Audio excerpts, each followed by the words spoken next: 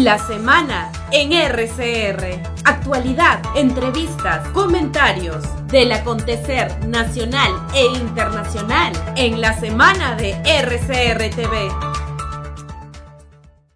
Vamos a saludar a esta hora a Iván Arenas, periodista, analista político, por permitirnos esta comunicación a través de RCR, Red de Comunicación Regional. Ayer escribió un artículo interesante, ¿no? Una columna de opinión, ¿no?, referida a la situación en el sur del país, específicamente en Puno, ¿no? La recorrió Juliaca, Ilave, Desaguadero, y tiene una radiografía exacta de lo que está ocurriendo. Y la gran pregunta es, ¿hacia dónde va Puno? Buen día, Iván, ¿cómo estás? Hola José, qué gusto, qué gusto. Muchas gracias, gracias a ti y a todos los que nos están escuchando y viendo esta mañana. Sí, yo comentaba que leía con mucha atención esta columna, y es una investigación en realidad, ¿no?, sobre lo que está aconteciendo en el sur del país, puntualmente en Sí, Puno, ¿no? ¿Cómo ves la situación en Puno en estos momentos, Iván? Tú que has recorrido Puno, Juliaca, Ilave, Desaguadero, ¿no? Has estado en el centro.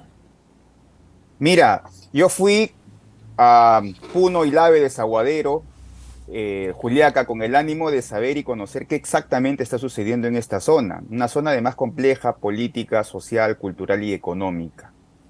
Y la verdad es que me he dado con varias sorpresas, y creo yo, es momento de ver, digamos, bajo distintos tipos de enfoques y panoramas lo que está sucediendo en la zona. La primera con respecto a las autoridades. Las autoridades están encerradas no porque ellos quieran, sino porque una minoría de la minoría, es decir, una pequeña minoría, lo que está haciendo es, de alguna u otra manera, está presionando a través de los medios de comunicación, sobre todo radiales y a través de los medios de comunicación en las comunidades. Lo que está sucediendo es tratar de deslegitimar a estas autoridades en medida de que ellos puedan tener alguna relación con el gobierno central o con algún ministerio. Y las autoridades básicamente provinciales no pueden salir de este atolladero, de esta presión que les está ejerciendo. Y no porque no quieran, sino porque no tienen la posibilidad siquiera de hacerlo. A eso, el gobierno de Dina Boluarte tampoco tiene una estrategia. Se habló, por ejemplo, de 1.000 millones de soles para proyectos en Puno, es decir, en toda la región. Se habló, por ejemplo, de Compunche Perú. Se dijo que se iba a llevar un convoy para apoyar a Puno. Sin embargo, nada de esto, por lo menos nada de esto, ha sido eficiente o ha sido efectivo. Luego de eso, tienes una sociedad, digamos, tú conversas con cualquier persona emprendedora en la calle. Además de eso, Juliaca y Puno tienen digamos, un dinamismo económico y social, sobre todo económico, muy, pero muy fuerte, ligado al capitalismo popular. Cuando tú conversas con esta gente, es decir, con cualquier emprendedor, con cualquier, digamos, trabajador, con cualquier micro y pequeño empresario, vas a dar cuenta de que no están a favor del paro. Y que el paro probablemente que venga en julio, desde el 19 al 28 de julio, tampoco, digamos, en estos momentos no tiene respaldo ni apoyo. El detalle es que hay una minoría de la minoría, es decir, una minoría que controla el SUTEP, una minoría que controla la CGTP, una minoría que controla ni siquiera construcción civil, vale decirlo, pero una minoría que coordina con las asociaciones de mototaxistas, con las asociaciones de comerciantes, y una minoría que se legitima básicamente en las comunidades. Lo que está haciendo ellos de alguna otra manera es asusando y promoviendo estos paros, que tienen ellos evidentemente un objetivo ideológico. Estamos hablando de FENATE, estamos hablando de Movadef, que sí han crecido, es decir, ellos organizacionalmente han crecido, pero nunca se van a poner adelante de la protesta, siempre van a estar atrás, pero utilizan siempre a estos sectores importantes, básicamente el sector de los profesores. Los profesores están, acuérdate tú, desperdigados por toda la región y sobre todo en las comunidades. Entonces hay un fuerte lazo entre el profesor y la comunidad, y el profesor termina siendo lo que se llamaría un vaso comunicante entre las dirigencias del SUTEP. Adicionalmente, algunos dirigentes de este SUTEP FENATE, este FENATE Movadef, algunos de ellos son comuneros, y eso es importante poder decirlo. Y ellos se validan en las comunidades, no necesariamente ellos son, digamos, Sendero Luminoso está, o Movadef está, o los comunistas ortodoxos están en las comunidades porque son comunidades. No es así. La comunidad en realidad es la que se legitima y la comunidad legitima a los intermediarios. Por ejemplo, hablamos del señor Lucio Cayo Cayata. El señor Lucio Cayo Cayata es profesor, pero además es comunero. Entonces, él se valida y se legitima en la comunidad. La comunidad es muy fuerte y la comunidad no tiene en principio una etiqueta, digamos, de derecha o izquierda, es simplemente una comunidad prepolítica. Y eso es interesante, ¿no? No entender que la comunidad es una fuente, digamos, de legitimidad. El otro tema que es importante es que ha habido un vuelco de 180 grados en la sociedad, en la composición de la sociología nacional, perdón, regional. El hijo de comunero en estos últimos 10 o 15 años o 20 años ha podido desarrollarse y ha podido ir a las universidades. De tal manera que tú ves que hay profesores en las universidades que enseñan diferentes tipos de carreras, antropología, derecho, sociología, ingenierías. Conversas tú con ellos y son todavía comuneros, son todavía tenientes gobernadores o lo que se llamaría Marcus. Entonces, ves allí que la comunidad en realidad se ha trasladado a las zonas urbanas. Juliaca podría decirse que es una gran extensión de una comunidad. Entonces te das cuenta allí que la sociología regional ha cambiado. Los hijos de estos comuneros ahora, por ejemplo, han estudiado derecho, son fiscales, son jueces. Por eso cuando la gente dice, oye, ¿por qué los fiscales y por qué los jueces no pueden, por ejemplo, darle prisión preventiva a estos, entre comillas, revoltosos? No quiero decirlos así, sino que la gente evidentemente desde Lima se dice, es que no se dan cuenta que muchas veces estos fiscales o estos jueces son además hijos de comuneros o comuneros propiamente dicho. Entonces es muy difícil que un, digamos, abogado, que un fiscal o que un juez pueda detener preventivamente o preliminarmente a una persona que esté haciendo actos delictivos porque pasaría evidentemente a no tener legitimidad dentro de su comunidad. La situación, como te digo, está muy compleja. Dina Boluarte no sabe absolutamente qué hacer. Se necesita cuanto antes relaciones entre el gobierno ejecutivo Hay, y el gobierno, sobre todo los gobiernos provinciales. ahora, ahí está el tema. Tú hablabas que hay una parálisis de parte del gobierno en el caso puntual de Puno. Se ofrecieron 1.000 millones para punche hacia Puno, pero eso no se está cristalizando. El otro tema, ¿el gobierno tiene alguna capacidad de interlocución en Puno en estos momentos o es nula? No, no hay. El gobierno no tiene capacidad o sea, lo que faltan son interlocutores. Los 5 congresistas que tienes o los congresistas que tienes, acuérdate tú que Flores Ancachi está a un paso de ser desaforado, pero además quemaron su casa. Flores Ancachi Sí. no se acerca a Puno, ni a Juliaca, ni a alguna de las comunidades. El otro día se acercó un congresista y un profesor a un colegio y un profesor le dijo traidor y todos los alumnos dijeron traidores. Es decir, ninguno de los congresistas que ahorita están representando a Puno tiene legitimidad. Así es que ninguno puede ser interlocutor en ese sentido. De otro lado, la PCM tampoco tiene interlocutores. Los, digamos, operadores de la PCM, si bien están haciendo un trabajo, digamos, de hormiga para poder detener toda esta eh, eh, incertidumbre, lo que no tienen es justamente eso, es capacidad de ejecución, porque tú te puedes comprometer como gestor social a ciertos compromisos, pero si no tienes la capacidad de ejecución para hacer, para avanzar, para desburocratizar los lentos procesos de la ejecución pública, va a ser muy difícil. El gobierno no tiene interlocutores y las municipalidades de Puno, Juliaca y Lave están pidiendo interlocutores en el sentido de que para desactivar, y ellos mismos lo saben, para desactivar las protestas del 19 al 28 de julio, ellos lo que necesitan es obra pública, obra concreta, es decir, por lo menos que ya se inicien algunas obras que sean elementales, el teleférico, en fin, obras concretas, agua potable y desagüe para Juliaca, alcantarillado, que todavía no lo tienen en vastas zonas de vastos sectores de la ciudad. En fin, lo que se necesitan son obras completas para poder desactivar esto, este resentimiento que todavía existe por parte de la población. Ahora, aparte de eso, hay un resentimiento, evidentemente, un resentimiento contra Dina Boluarte, ¿no? Yo he conversado con mucha gente y mucha gente entiende que Pedro Castillo es un ladrón y ha sido un golpista, porque todos lo hemos visto así. Además, tiene varias carpetas fiscales en ese sentido. Pero la gente reconoce, lo que la gente le duele es que fue la misma Dina Boluarte la que dijo que se iba a ir. Y aunque tú no lo creas, y aunque para mucha gente le suene esto bastante extraño, la palabra tiene mucha, pero mucho peso dentro de las propias comunidades. Las propias comunidades aymaras tienen de verdad muchísima legitimidad, pero más que comunidades, yo te podría decir, son familias, es decir, son círculos de familias que actúan políticamente en comunidad, es decir, hacen la comunidad para tener mayores ventajas institucionales, políticas o para tener negociación. Y luego de eso está la influencia, la famosa influencia de Evo Morales. Evo Morales influye, claro que sí, influye casi en todo el sur, pero sobre todo en Puno y en Juliaca, pero no porque sea un socialista, ningún comunista. Evo Morales influye porque mucha gente dice, bueno, este tipo vino de abajo, primero se inscribió como minero, luego fue cocalero, y luego viene, no ha terminado, ha terminado quinto de secundaria y con las justas, y luego, bueno, y luego lo que he hecho, es decir, rescatan las cosas positivas de Evo Morales, Iván, poner el gas y todo eso, ¿no? influye Evo Morales, el pensamiento de Morales, pero eso no significa que haya una corriente separatista.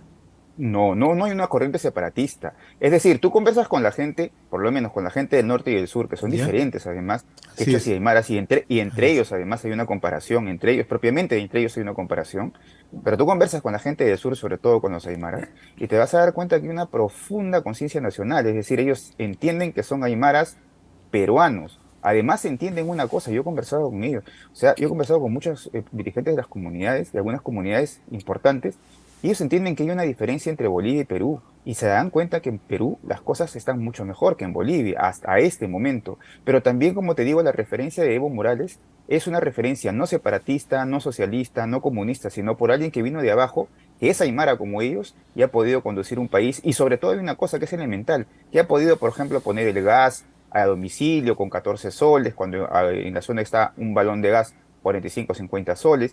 En fin, lo que hay es una admiración básicamente por Evo Morales, pero no porque sea socialista, sino porque sea colectivista, sino porque ha sido Evo Morales alguien que ha venido de abajo. Y luego este tema del separatismo.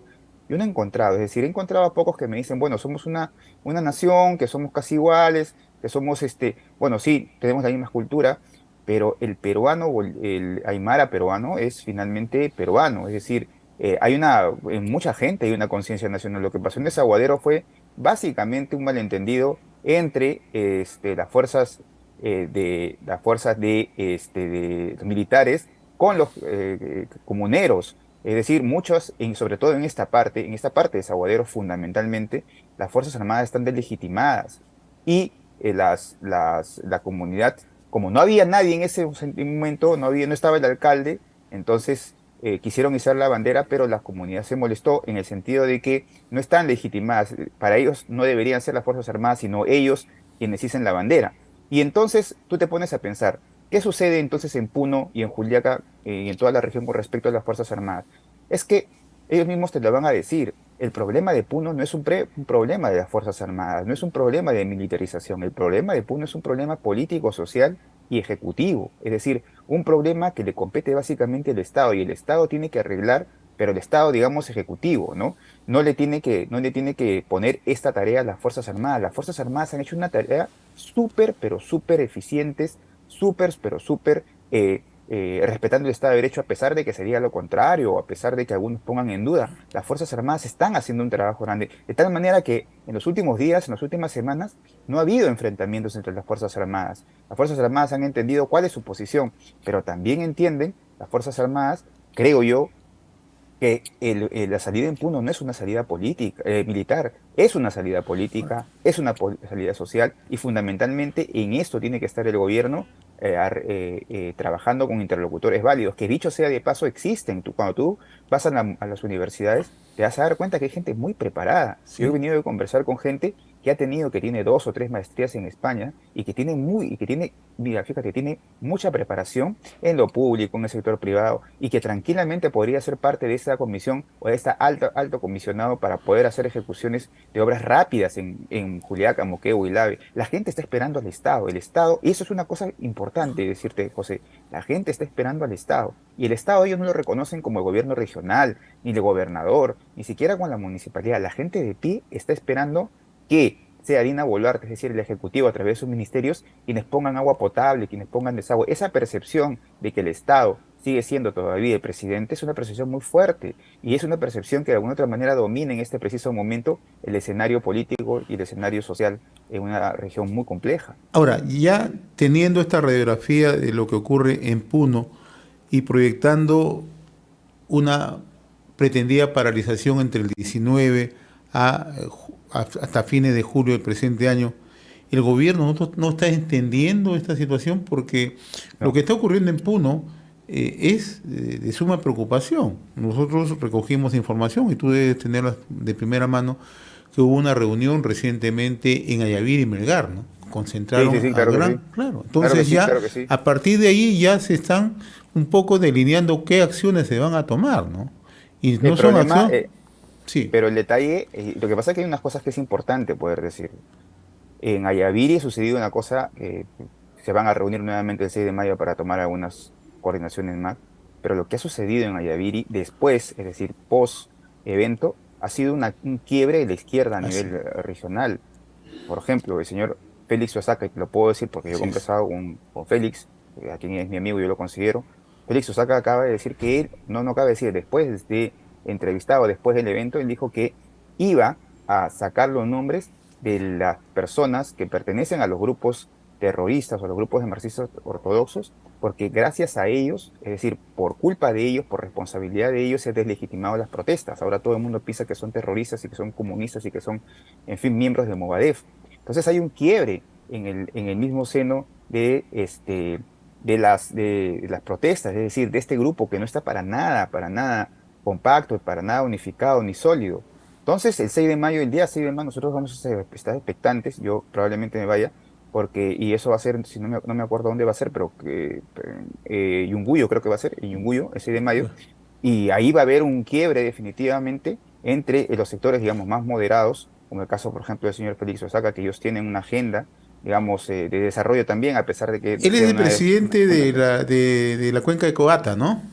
es exactamente presidente de Conca Coata y presidente de la plataforma de Ah, afectados, la famosa plataforma de afectados, con quien dicho sea de paso tenemos algunas discrepancias evidentemente, pero ellos tienen una agenda de desarrollo. Frente a eso está la otra izquierda que está coordinando, por ejemplo, con el Comité Nacional Unificado de Lucha del Perú, que es el CONUL, donde también existen personajes que han pertenecido o pertenecen o tienen simpatías con algunos grupos, digamos, de extrema izquierda, por así decirlo.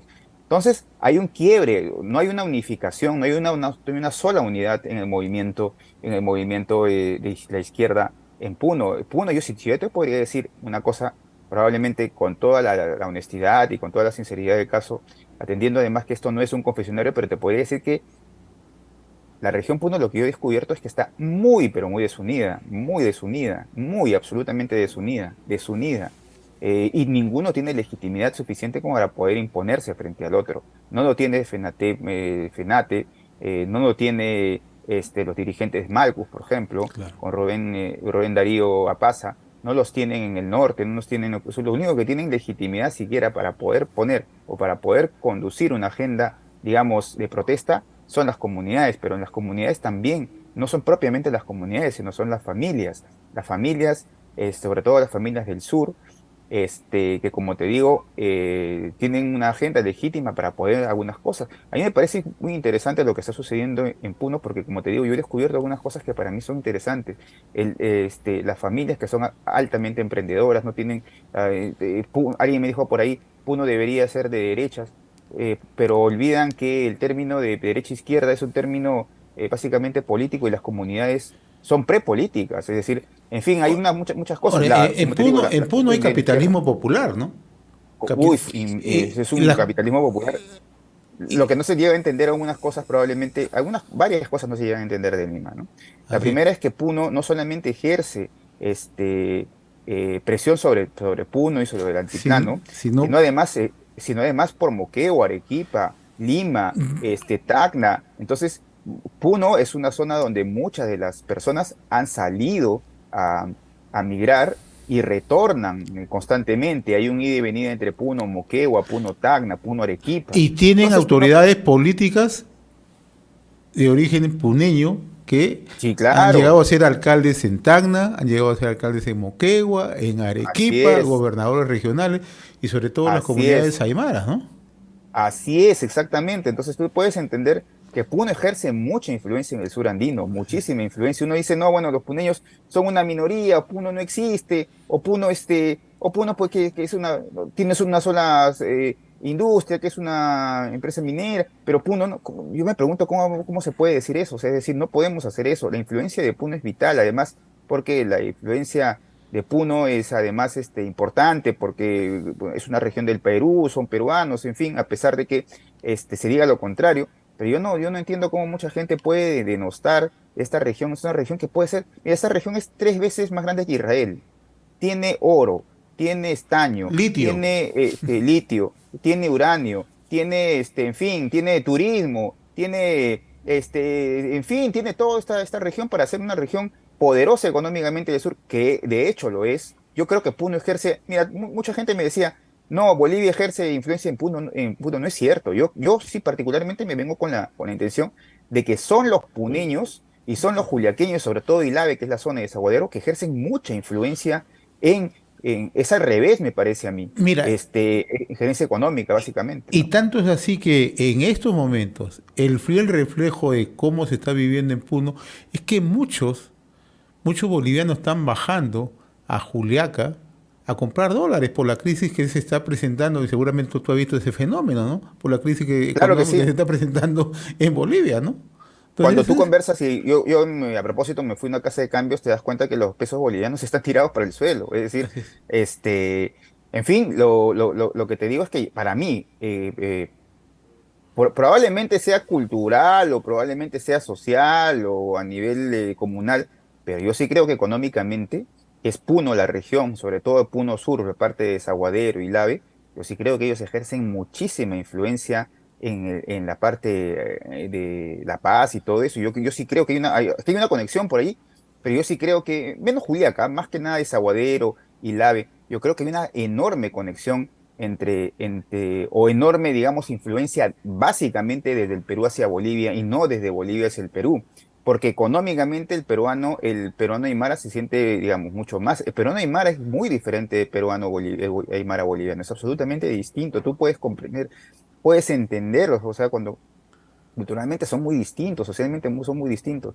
No se puede decir que los peruanos aymaras o los aymaras peruanos puedan ser separatistas o en un sentido de separar. No, no, tú conversas con todos, absolutamente todos, tengan posiciones pro mercado, tengan posiciones con la mayoría, por lo menos con el 100% que he conversado yo, el 99% te dice que no tiene ninguna actitud separatista y que no piensa Puno en un momento en separarse del país. Lo que pasa es que evidentemente Puno ha sido abandonado y hasta ahora es abandonado por los Reclama gobiernos. Estado. Lo que reclaman Exacto, es es que Estado. reclama Estado y no reclaman al gobierno regional, Así que el es, gobierno regional no se así sabe es, dónde está, así sino es, le reclaman a Dina, porque hay así es. una percepción, a ver, hay una percepción muy, pero muy importante, muy, pero muy alta sobre que el gobierno sigue siendo Dina Boluarte. No existe para ellos en la municipalidad en el sentido de que tiene funciones y tiene reglamentos específicos, sino quien debería resolver el agua potable, el problema del agua potable, por ejemplo, en todo Juliaca, debería ser Dina Boluarte. Para ellos es esa percepción y decirles, no, ustedes tienen plata, bueno, háganlo ustedes, es lavarse la mano, no es jugar políticamente. Yo creo que el gobierno debe actuar y debe tener mucha paciencia, pero además debe tener mucha inteligencia y una estrategia, primero por formar un alto comisionado que lo que haga es, con la misma gente de Puno, con la misma gente de Lima, con técnicos además y políticos además, empiecen a destrabar de una vez los proyectos que sean los más importantes, el caso de agua potable, de agua. La gente no puede entender cómo este país tiene tanto dinero y todavía no lo ha resuelto los problemas de eficiencia pública, eficiencia y obra. Mira, Puno tiene cerca de 40% de pobreza todavía. Sí. Puno probablemente es una de las regiones más pobres, a pesar del enorme impulso, enorme emprendimiento del capitalismo popular.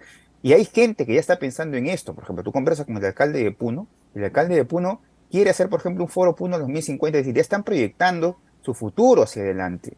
Ya están tratando de hacer un escenario, tratando de poner propuestas, ¿no? Pero ¿quién de gobierno regional, quién de gobierno, el alcalde de Juliaca está también en misma sintonía? Es decir, tú te das cuenta que hay mucha gente que está en una sintonía absolutamente distinta a estas minorías de las minorías que quieren Bueno, controlar y quieren hacer paro. O sea, Puno es una ciudad muy, pero muy emprendedora. Tú conversas con mucha gente y encuentras mucha gente valiosa que no tiene absolutamente nada que ver y perdón, solamente pero además esta gente que está ideológicamente distante a la izquierda, sí reconoce, por ejemplo, en Evo Morales cierta particularidad, que es un tipo que ha venido desde abajo y llegó a ser. Eso no lo convierten a estas personas que de alguna u otra manera pueden tener sintonía, no los convierte en socialistas, admiradores, en fin, no los convierte en eso. Hay que saber entender lo que sucede en Puno, ¿no? Una pregunta final, Iván.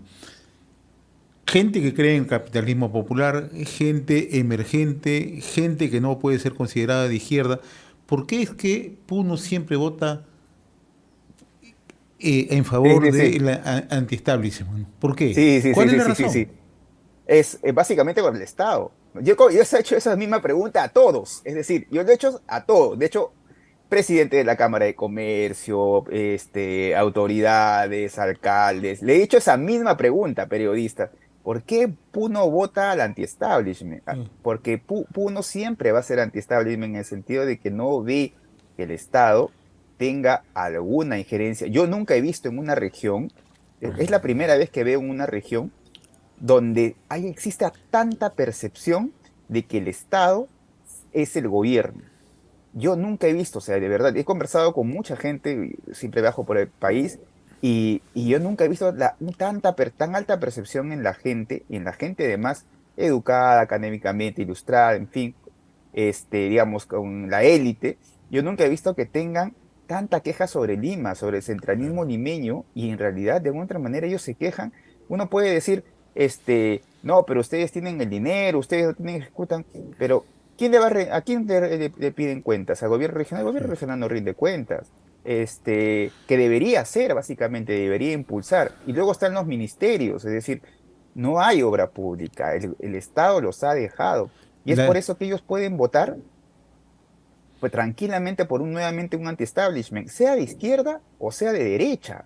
No interesa. O sea, para ellos lo importante es eficiencia, mano dura, orden, y un alto impulso al capitalismo local. Yo sí veo que ellos votan al anti-establishment, justamente por esta dejadez del Estado. Y un Estado que además, como te digo, mira, la señora Dina Boluarte dijo para callar las protestas, 1.000 millones de soles. ¿Dónde están los 1.000 millones de soles? ¿Dónde están? O sea, ¿dónde están los 1.000 millones de soles? ¿Dónde están el Compunche Perú? ¿Dónde está el convoy que iba a llevar? No están. O sea, ¿dónde está el alto comisionado para resolver los problemas de agua potable, desagüe, transporte, la ruta,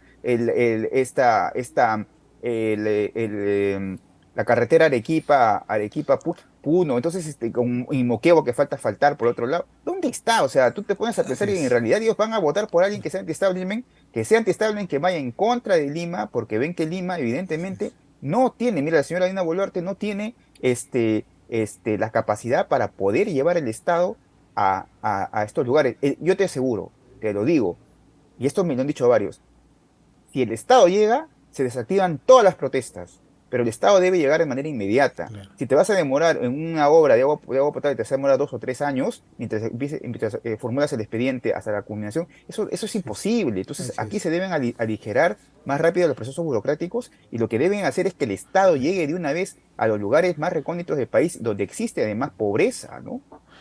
Muy bien, Iván. Yo te agradezco la gentileza que siempre tienes con RCR y La Semana. Muy amable. Seguiremos conversando de este tema. Muchas gracias.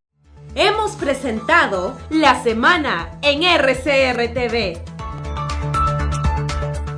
a través del canal 796 de Cable Más.